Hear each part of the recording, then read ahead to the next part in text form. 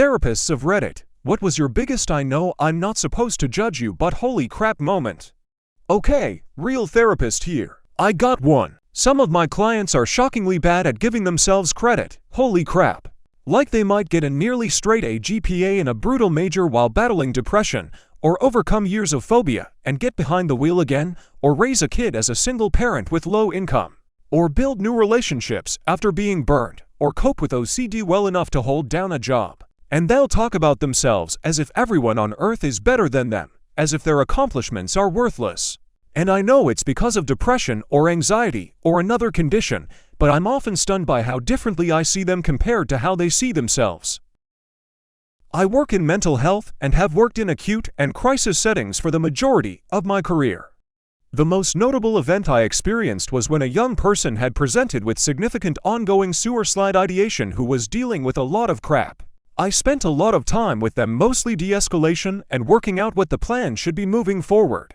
One of their parents came in a little while later, and I had the opportunity to speak to them about where their child was and what had been going on, with their consent, of course. Midway through me trying to explain some of the psychological constructs and ways the parent could help, they said to me, "Is this going to take much longer? I have a show to go and watch." All I can say is, I never judge my patients. I have never walked their path or viewed the world through their eyes. But the people around them who perpetuate the suffering of the people I work with through ignorance, malice, and selfishness, I judge them.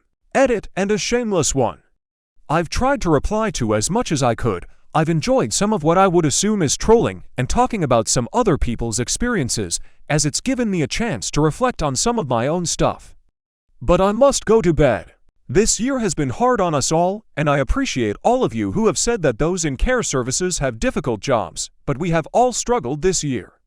Please be as kind as you can to each other, and I hope we can all look forward to a good December and even better New Year. Edit 2.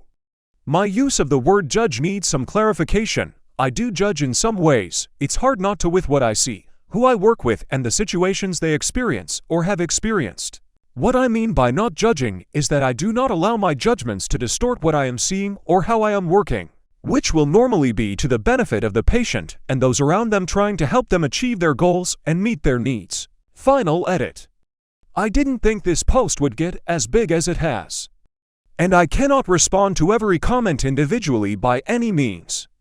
I'm sure the post will be getting less attention moving forward, but I just wanted to clarify some things. This parent, who many people have made multiple assumptions about, was not trying to redirect, deflect, or remove themselves from the situation by stating they had a show to watch.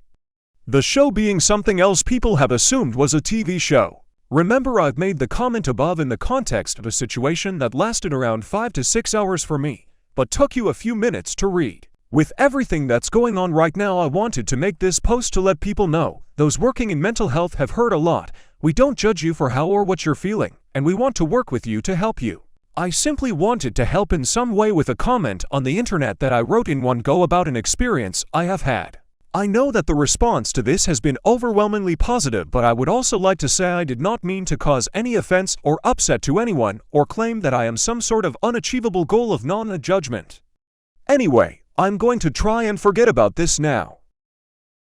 During my training, I was asked how would you feel if a client were to come to you and admitted they were a pedophile that was on the edge of committing seriously horrific acts? Could you see that person as another human being that needed help, or were your personal feelings about the abhorrent behavior too strong? This factor leads some people to not continue my course on to the next level, but it really illustrates the level of non-judgment needed in this field. We all have our own personal feelings, of course, but these get talked about in supervision. Edit. Well, thanks for the awards. I'm glad it's raised an interesting topic for discussion. I'm enjoying reading them all, even if I don't have the time to reply. Personally, in this instance, I remember the Gandhi quote, "Hate the sin, not the sinner." Also spelling. When I was underage, I got caught with a drink on Bourbon Street and got a minor in possession. I was telling my therapist about it and said that the police caught me with a hand grenade in New Orleans. He didn't realize that a hand grenade was a type of drink, and it was funny to watch him try to process that his patient might have just casually told him that he had been caught with a fragmentation grenade. He took a big long pause and said, "Where did you even find a grenade?" I realized the misunderstanding quickly and corrected him. But for a moment he definitely was thinking, holy crap, how do I deal with this? Therapist here. To piggyback on what others have said, it is highly unlikely for me to have moments where I judge my clients. It happens sometimes, but I'm able to shut down those thoughts quickly in my head and return to being present for the people I see. People are so incredibly complex that my judgment wouldn't have any meaning anyway, and it doesn't have a place in our work together.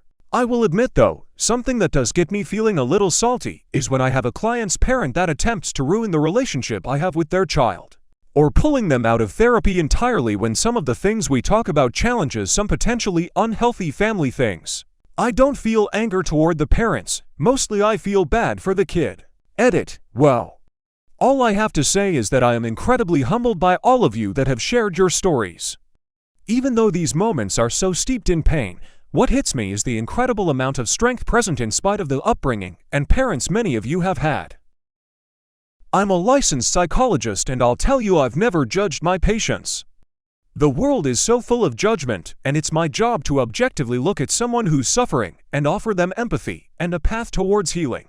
The one thing I've judged is the situations that people survive and continue to live their lives. I've worked with torture survivors, survivors of genocide and famine. I've worked with people whose entire towns were wiped out because someone wanted the water well that was sitting in the town. It always gives me pause in terms of the anguish some people face and their resilience.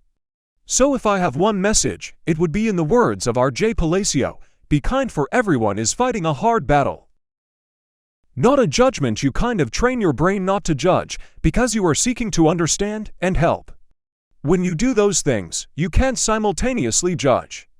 We could all use a little more of that in real life, I suppose. I'll share this though. I do feel concerned about this recent phenomenon of young people I worked with self-diagnosing, sharing, and identifying very closely with mental illness, as if the pendulum quickly swung from never, ever share your feelings to OMG. You're depressed? All of us are too. Life's challenges can be tough, and they don't need a scientific-sounding label to be valid and real. You are not your diagnosis. We can find validation and support in healthier ways. Edit. Thank you for the gold and awards. And thanks to everyone for some really nice discussion. Here's my most recent one. As the pandemic worsened here in the US and more lockdowns are on their way, one of my most extroverted clients and I brainstormed ways to meet her social needs while remaining safe. The following week she canceled her session and told me that she's positive for COVID after attending an orgy, which definitely wasn't one of our ideas. I let out the deepest, most defeated sigh after I hung up the phone. Clinical psychologist working primarily in forensics here. This means my clients are usually involved in legal proceedings, family court, juvenile court, criminal court, etc. My job is usually to evaluate or provide treatment. I'm not there to judge, but of course I have my thoughts. I am usually impressed by the justifications people make for shitty behavior. The one that irks me the most is when parents manipulate their child against the other parent. I've had to do therapy for a 5-year-old who said she doesn't want to see a parent because they haven't paid child support. Excuse me, what 5-year-old knows, understand, or needs to be worried about child support? I was once in my psychiatrist's office a bi-monthly, 15 minutes med check. She asked me what was going on more as conversation. I told her that in the last 6 weeks, my 3 elders aunt and 2 uncles I was guardian or conservator for had died one right after the other. My wife had a heart attack. My daughter attempted sewer slide. And my mom broke her hip and had laid on her floor for a week before being found she drank and ate from the dog's bowls. I got that call within 10 minutes of setting up the last funeral. She stopped the meeting, got on the phone with a therapist in the office next to her, and had her postpone her next meeting to speak with me. I was so fucked up, I had no idea. I think she saved my life. Can I answer from the other side? I had something close to a mental breakdown after a painful breakup. Started seeing a therapist. It was going more or less well. At one point I had a sort of revelation about all my bullshit and about my own responsibility in the whole mess. So next session I'm actually thrilled to share this with the therapist about how I finally see a bunch of my own problems in the way I interact with women and which caused a relationship that wasn't really healthy from the get-go. I'm halfway through trying to explain this and the therapist goes, "Oh, You know, women are weird. So that was that. I never went back. Fuck that guy. If you liked the video, make sure to like and subscribe to see more. Thank you for watching.